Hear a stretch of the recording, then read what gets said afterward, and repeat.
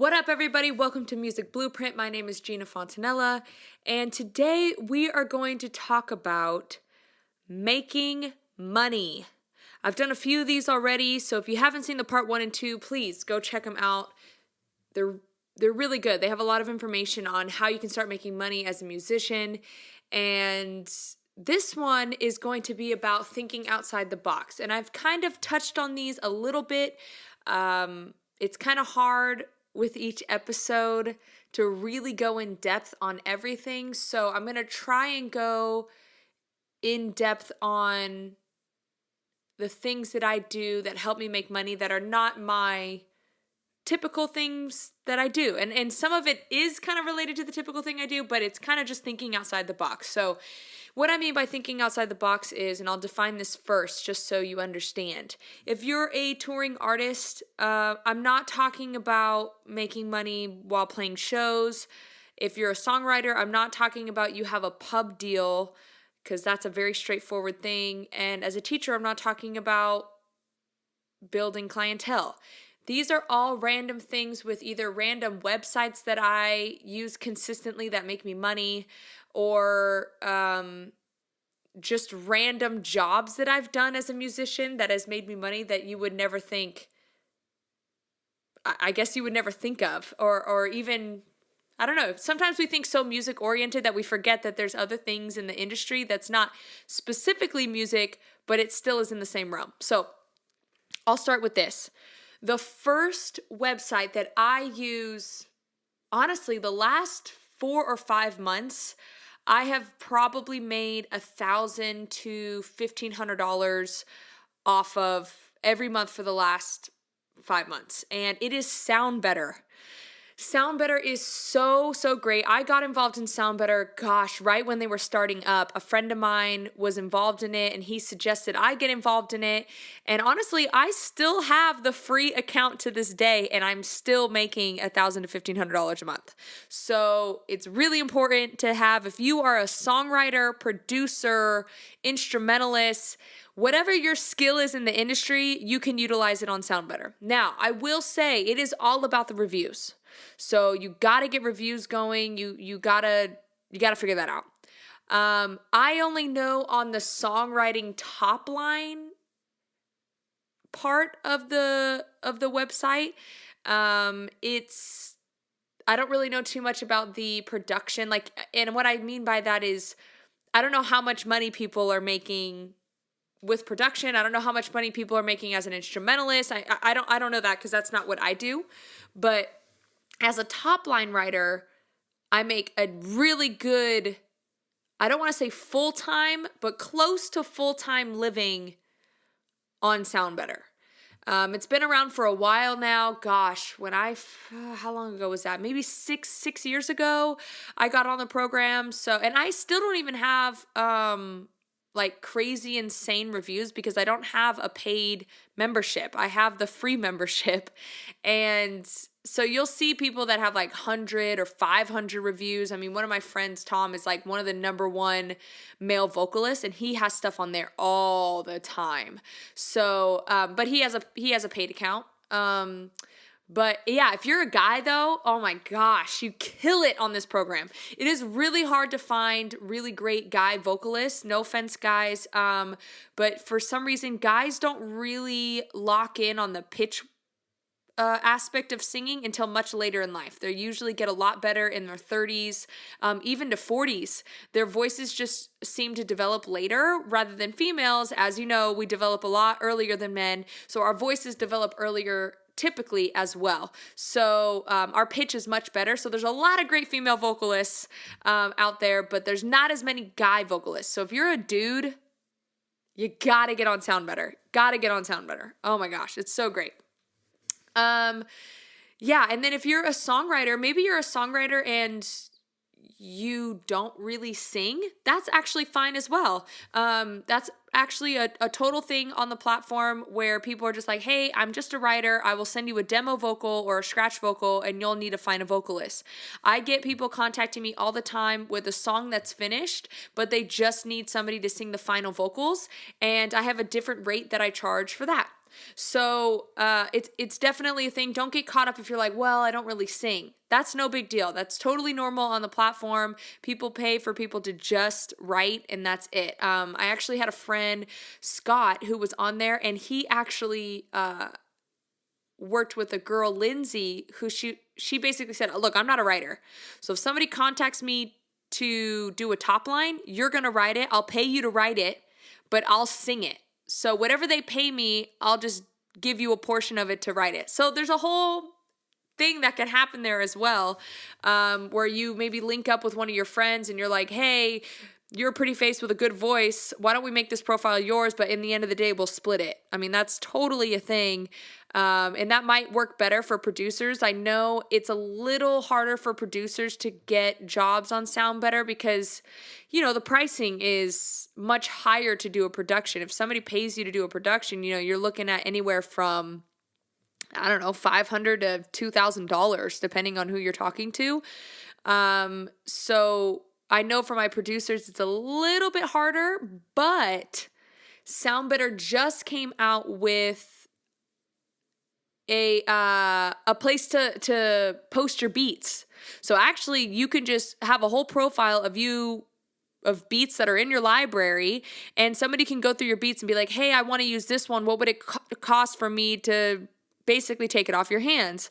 And that's a whole other game as well. I don't know about you guys, but even in my current library, I have about, I don't know, 500 different beats that aren't even being used. And those aren't even mine. Those are like other people's. So if you're looking for a place that would possibly give you money to just share your beats, why not post it on Sound Better?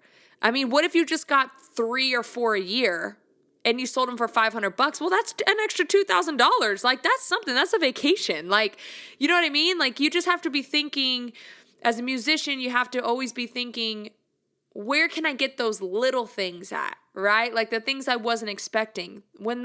And you know what happens? What I have found is those little things always come through when I was going to be short that month. So they typically come through when I'm like, ooh, I typically make like X amount this month, but I'm going to probably be 500 to 1,000 short. Yeah, I'll be fine, but I don't want to feel strapped like that, right? That's when these little things come in. So if you're thinking right now, it's just not worth it. Like, what if I only sell 4 beats? Yeah, exactly. What if you sell 4 beats? That's freaking $2,000. Like, that's a good little chunk to get randomly. Or what happens if maybe one person buys 1 beat and they're like, dude, I really love this, and then hire you for all the other stuff. That's happened to me multiple times. Actually, it's happening to me right now. I had a guy contact me back in, I want to say May, and he was like, yeah, I just need to get some money together for the projects. Like, what do you charge? And I told him my price, and he was like, that's a little high for me. And I said, well, if you do multiple songs, I can kind of cut you a deal. So he's like, okay. So we come up with that arrangement, and I do the first 2 songs with him. He's like, oh my God, I'm obsessed. This is amazing. Can I hire you to do more songs? Well, now we're on our 6th song. Do I need to say that again? 6th song. You're building relationships with people, right? Maybe somebody buys a beat and they're like, yo, this is the best production I've ever had. Can I hire you maybe on retainer? Or can I hire you to create, 3 more beats for these top lines? And boom, now you're getting paid all in 1 month. So you gotta be forward thinking about it. You can't be like, oh, it's so much work to get the profile up. Like, for Sound Better and all these other sites that I'm going to mention, once you get the profile up, one, you can kind of copy and paste what you wrote to all the different profiles, but once it's up, you don't really have to do anything. I mean, like once a year I tweak my profile and I update it with how many streams a song of mine has or whatever, because that, numbers always help. When people think that you're getting 400,000 streams a song, okay, yeah, like, I want you on my song, kind of thing. But you have to be forward thinking about it, and you have to put in the work. If you're going to be your own boss and you're going to try to make music your full-time income, then you have to be willing to put in the work. Now, if you're a person that's not really self-motivated, then I would suggest sticking with a part-time job until you get something like a publishing deal or something along those lines. Or maybe you're just a full-time touring person, you have a booking agent or whatever. But if you're trying to make music your full-time and you're willing to put in the work and you're a self-motivated person, this is the way to do it. You get on these random sites, you get on these random things, and collectively through some, you have your main stuff, but then these random projects come in, and that's what takes you from making 30 grand to making 50 grand or 100 grand or whatever. These random projects are the ones that always push me to the next level every single time. And I know maybe that's hard to believe or whatever, but I'm telling you, like, when COVID hit, all of my gigs went away. Every single gig. Like from March on, I basically have not had a gig. I've done some online ones. And these programs like Sound Better, and I'm going to mention a few other ones, Nashville for Hire, all these different things. They're the things that kept me afloat this whole time. They came through in a big, big way where most of my income this year was through Sound Better. And that was just my part-time. Like writing top lines for people on this platform was just a part-time.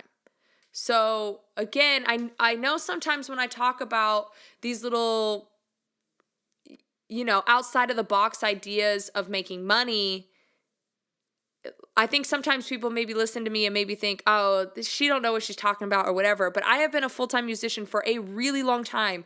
This is my 10th year being a musician, and I have been full-time all 10 years.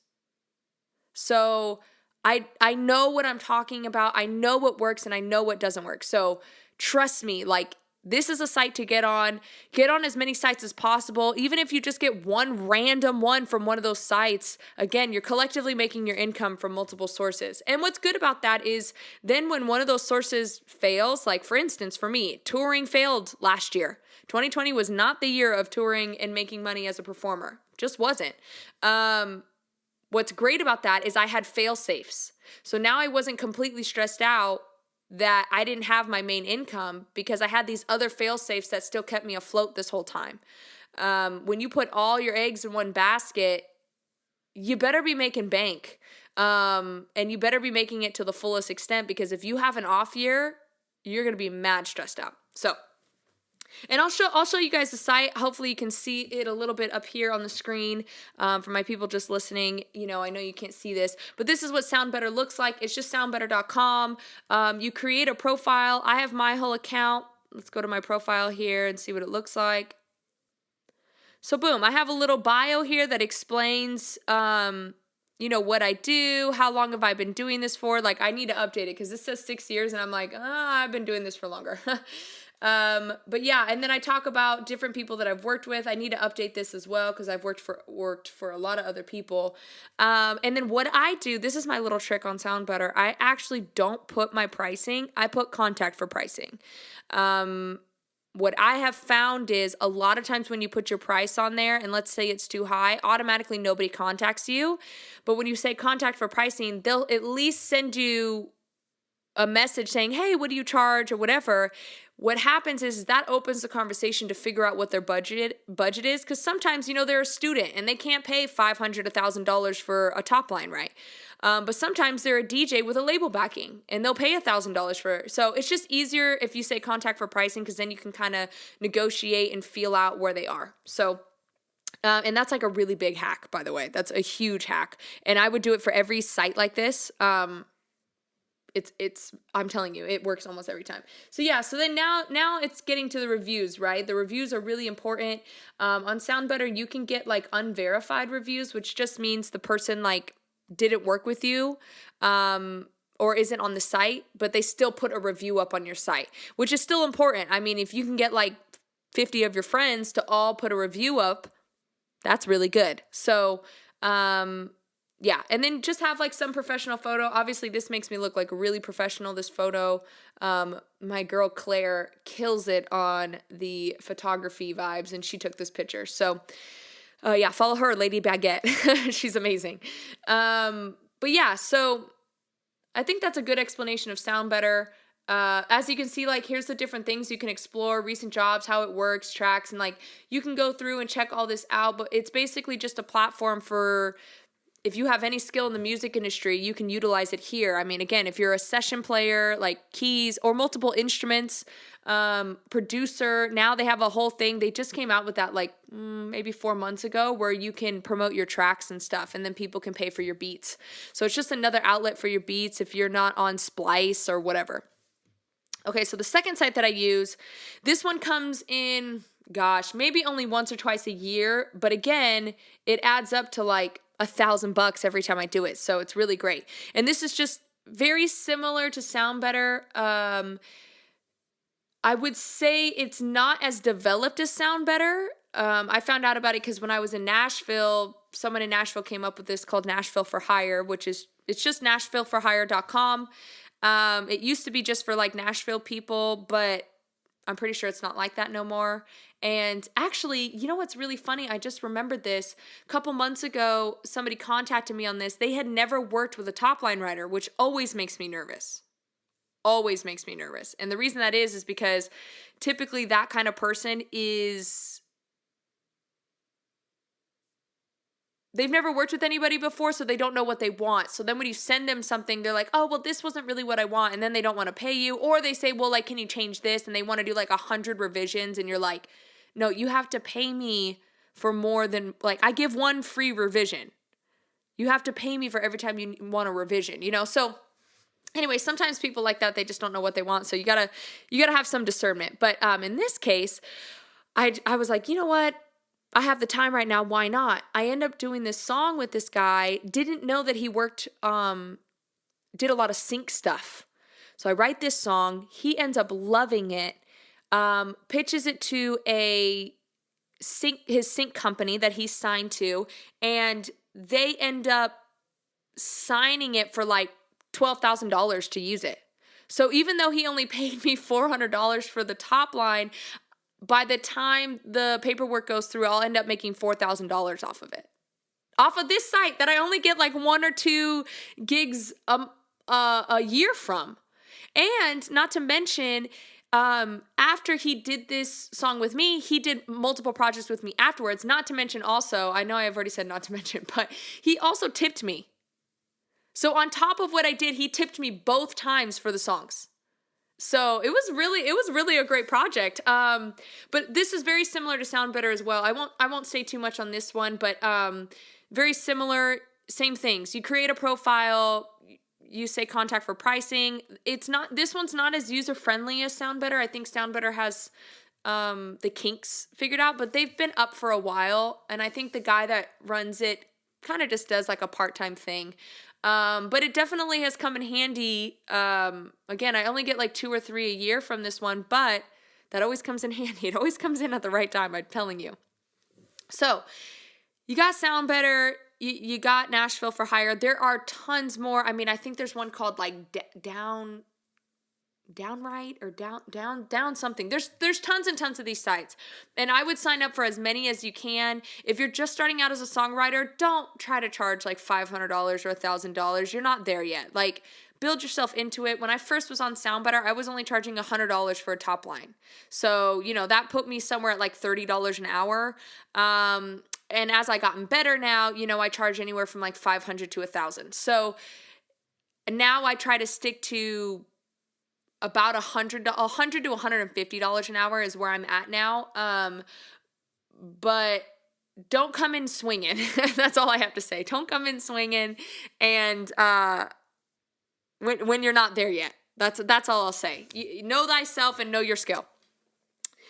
The next thing I'll talk about is these random gigs that I get. Now, these don't necessarily come from a site.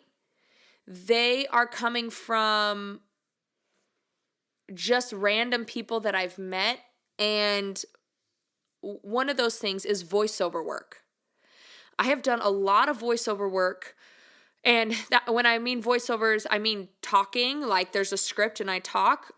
I will also say I've done voiceover work for like vocally, like they have a song and they want me to be the voice of something, like some character.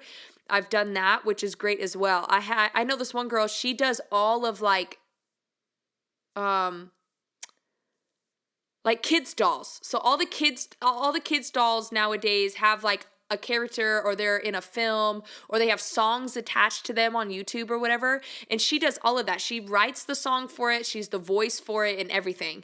And she makes bank. If I do say so myself, she makes bank. I think she's making like, with only that gig, she's making like $75K a year, which I'm like, that's good money. Like, again, like we're just trying to get you to make a full-time living. Once you make a full-time living, then, sky's the limit, right? You can push the boundaries and start doing other things to where you can start making $250 a year and all these different things. But for somebody who only works one thing in music to make $75K a year, that's really freaking good. Not to mention, she probably has a pub deal because she's writing all these songs for these, Radio Disney kids and all these like kids dolls and stuff that are getting millions of streams on YouTube. So she's probably making, I need to ask her how much she makes because I know she's rolling in it. But anyways, yeah, so I got into voiceover work very randomly, actually. A friend of mine works for, he's Indonesian. He works for some companies in Indonesia that need things translated from, I don't know what the technical language, there's a lot of different languages in Indonesia, but some dialect in Indonesia into English. So he would translate it into English, but they needed a female voice to narrate their product and say, oh, this is the CM3600 Hydra machine, right? Like I had to like explain all of this. It was all air conditioning stuff. That made it sound kind of sexual when I said Hydra machine, but it's not sexual. It was air conditioning units. So I did a bunch of work for them over the last, I want to say like 3 years or so. I was one of the voices for a music festival. I played this like almost like anime character, and that kind of opened the door for things. They come in, I do work for them maybe 3 or 4 times a year, and it pays really well. I think it's about, what is it a minute? I think it's depending on the length. Usually you either charge per word or you charge per length of the video. So if a video was 2 minutes long, I think I charged like $50 a minute. And it usually takes me like, I don't know, 10 to 30 minutes, and I allow like 3 revisions or something like that. And with them, they want more revisions, so I allowed it. The revisions do get kind of crazy. Typically, I only allow like 1, maybe 2 revisions. But with voiceover work, it's a little different because you're getting like inflections and stuff like that. It's a little different than singing. So yeah, so I did that. I know there's a ton of online programs, so that would be something to look into. Maybe the next time I do this, I'll have more online websites for voiceover stuff. I can ask some of my friends and see what's up. But the other thing that I did for voiceover work this year was I was one of the voices for the American Girl dolls. They needed somebody to sing the voice of their upcoming doll called Kira, which I don't even think is out yet. And yeah, I had to sing like a song for it, and that paid really well also. So, and I've done some stuff for Disney. I'm one of the voices for Disney on Ice. They needed someone to sing. They had a new rendition. I think it was Can You Feel the Love Tonight. It was a long time ago. But since COVID, they haven't done it. They haven't been able to do the show because of COVID and stuff. But yeah, they did a female version of Can You Feel the Love Tonight, so they needed a female vocalist, and a friend of mine who produced it was like, dude, I think your voice would be perfect for this. So we sent them a scratch. They loved it, and I got paid for that. And now what's cool is once the show starts up again, I'm supposed to get free tickets to go see Disney on Ice, which will be fun. If you haven't seen Disney on Ice, it's amazing. Disney does everything at an amazing level.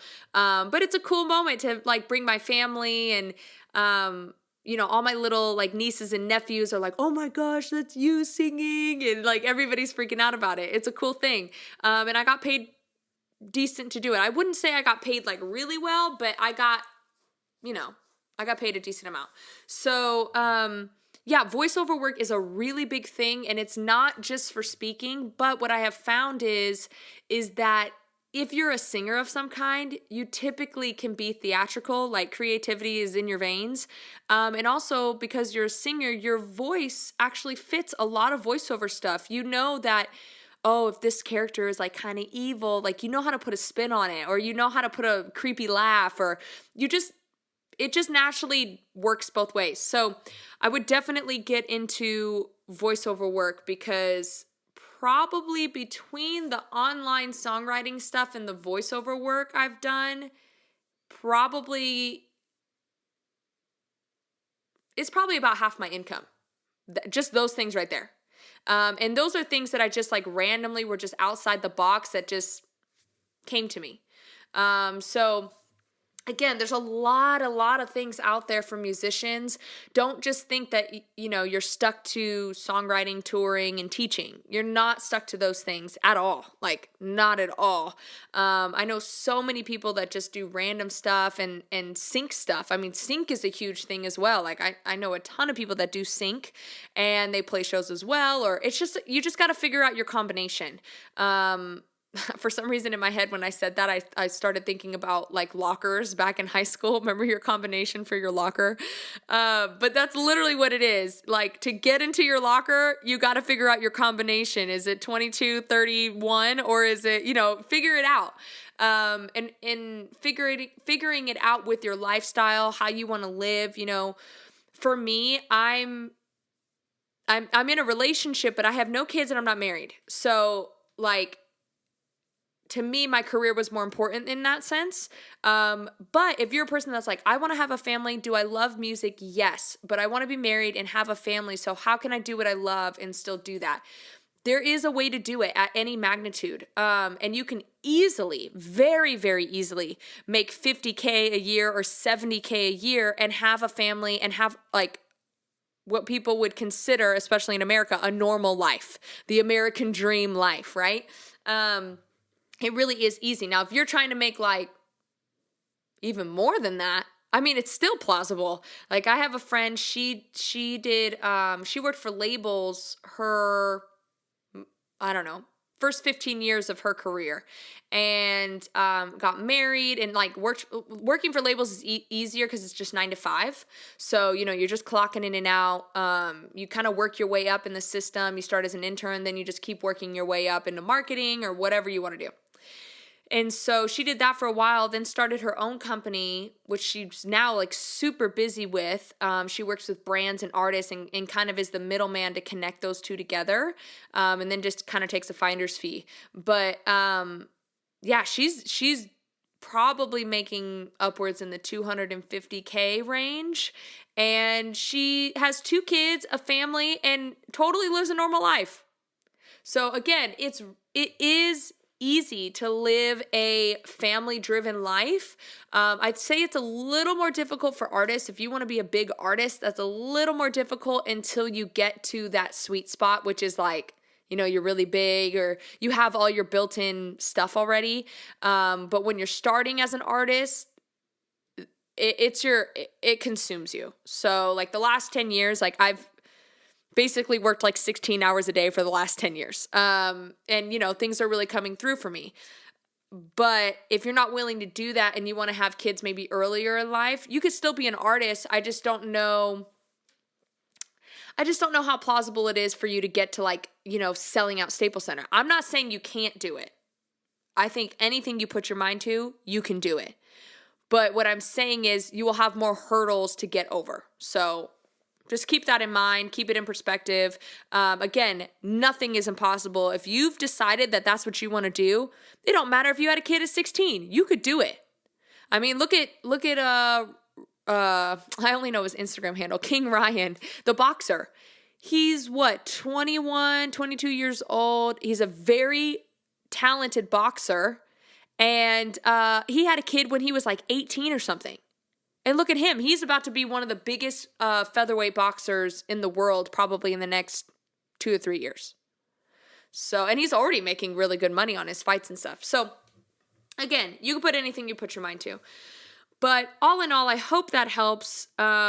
Music is really about, or being a full-time musician is really about thinking outside the box, finding those little niches that you just that make you the money randomly, just really randomly, and ends up becoming part of your full-time income. Again, you're always trying to figure out, what are my avenues of revenue? And for musicians, it's not just one. You have multiple avenues that collectively make your income. And the more avenues you have, the typically bigger your income will be. So try to get into some new things. Look up some sites about voiceover work. Please sign yourself up to Sound Better in Nashville for Hire or any of these other sites. It really is important. Even if you just get one every 3 months, again, you're collectively making your income. So hopefully that helps. Good luck out there. Sign up for those things, and I will see you next week. Peace.